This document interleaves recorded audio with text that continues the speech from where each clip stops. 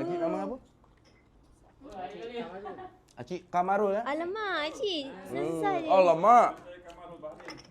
Kamarul Bahrin geng, dekat Padang Jawa. Siapa Cik?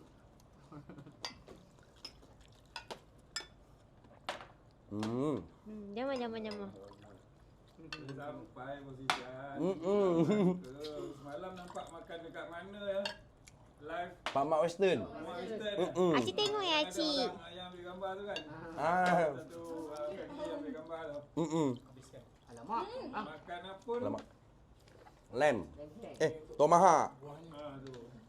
Okey. Saya tengok pun dah live.